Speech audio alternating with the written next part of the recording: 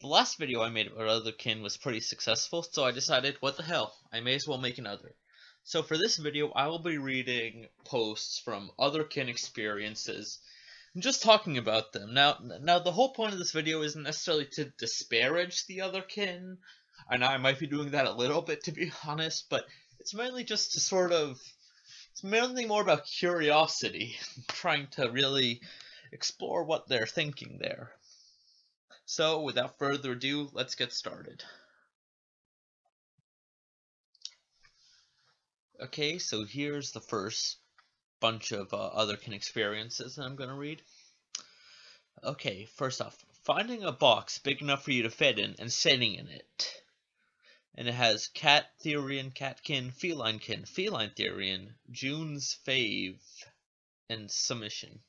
So, I don't know, have they ever considered that maybe they just like tight spaces?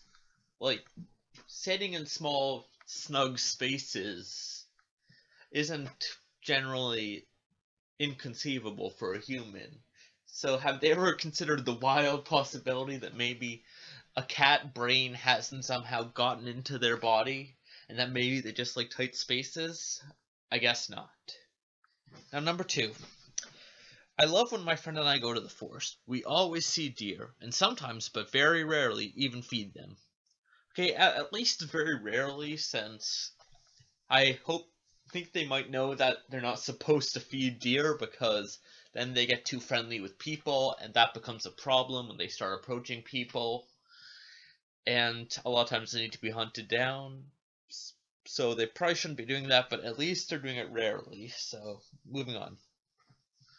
As a computerkin, the I'm not a robot reCAPTCHA is hilarious. Okay, like the Amazing Atheist said in his video about the Otherkin, like, I don't think computers have souls, so it's kind of hard to see how you can be a computerkin. Computers literally just compute numbers and have binary running through there, so I'm having strong doubts that you're really a computerkin. I don't know how you would even gauge that, to be honest.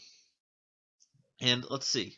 Being backkin and laying upside down on the couch / in the chair to feel more at home and cozy. Okay. This one I don't really have much to talk about with. I think all the blood would go to their head, and I don't know, maybe that's actually why they're doing that, except for I think the blood going to your head actually makes you a better thinker, not a worse one, but I don't know, maybe too much blood there. Still doing that. Okay. Let's start the next one. Now, this one's interesting. Feeling staticky and excited right before a thunderstorm. And it has Cloudkin, Skykin, Stormkin, and Rainkin. Okay, I'm not sure if people realize it, but they do know that those things don't have minds. Like, at least with the robots before, you can kind of see how they might have some sort of a mind. That's literally just bunches of H2O. There's no conceivable way that they could think. Unless maybe they somehow think that in some parallel world or planet, they have thinking clouds, which somehow rain and thunder just like the clouds on Earth.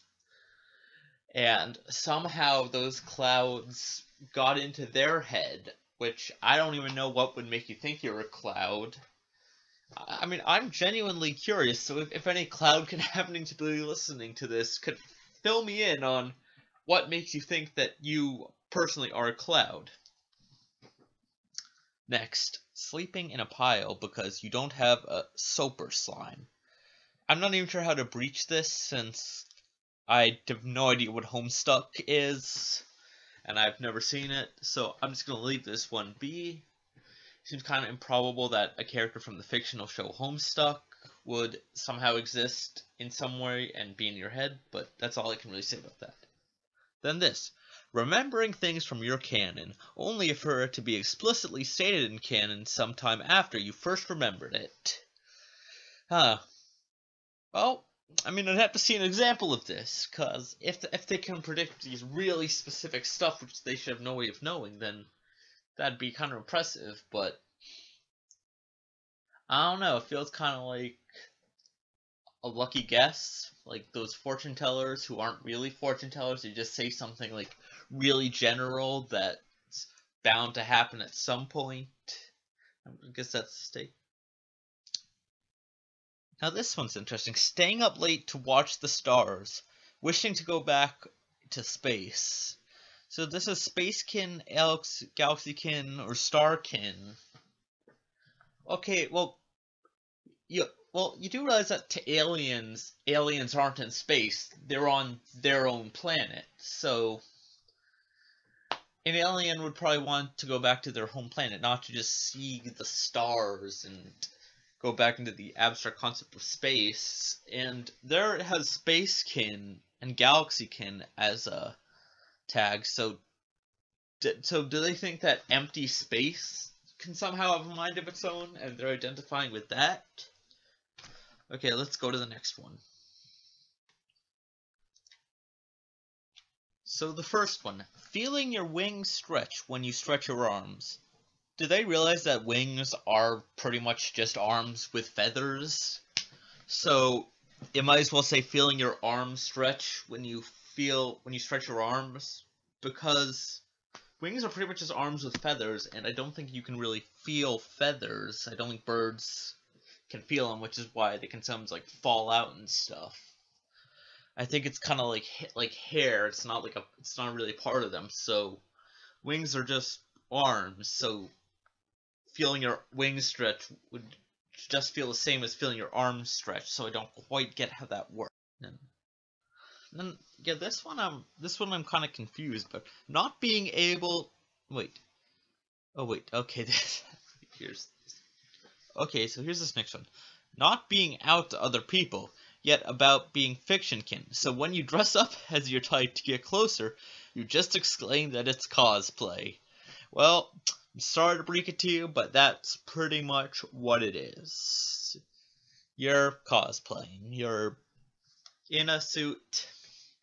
And maybe you identify with that character, but I'm somehow skeptical that that character really exists in a parallel universe, and that it somehow was brought to American television, or wherever the television is you lived, and that exact same character somehow managed to get into your head.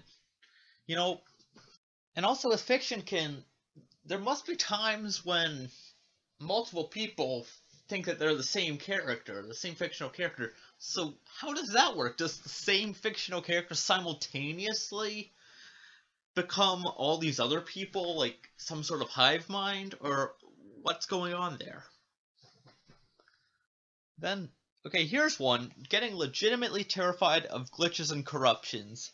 Now this kind of, I don't know, this kind of can bring you back to maybe when you're taking a little too far with that. Like, cause, like, if you're, like, literally, like, staying up at night terrified that a glitch is somehow going to get into your computer mind and, like, mess you up, there's enough to worry about in real life. You shouldn't be terrified of a glitch, and it's just ridiculous.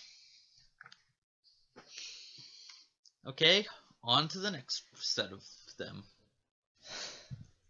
Starting off, trying to communicate to others using body language / imitating your kin type's natural sounds, but people just look at you like you're crazy. I wonder why. I wonder why someone would think you're crazy when you go up to them, start barking or meowing, and making animal body language, like scratching at them or whatever. I wonder why they would think you're crazy when you do that. That's a tricky one. I guess I'm gonna skip the next one because I remember the Amazing Atheist talking about that one in his video, so I'm gonna go to the next one. Itching to run and sprint and escape, but you're in a position where you have to behave, and still. Oh God. Okay. And here's the next one. Itching to run and sprint and escape, but you're in a position where you have to behave and sit still, so you start wiggling and fidgeting. You can feel your astral ears and tails twitching irritably. Have you ever considered that maybe you're just bored, or maybe you're just some ADHD person? Because ADHD seems a lot more likely than a wolf's brain or soul just like somehow drifting into your body. Just throwing that out there. And finally, for the last one, wanting to crawl around and sleep in fire because it looks so cozy, but realizing you're not capable of withstanding the heat in this body. So yeah, that seems like a little dangerous of a mindset. Like, has this person like crawled halfway into a fire and then been like, oh wait a minute, I'm not a dragon after all. Huh, I almost died. You know, because you'd think that no right away. You'd think they wouldn't even think, oh, that fire looks good. Because pretty much if you're in a state of mind where you're considering jumping into a fireplace, maybe it's time to rethink your choices.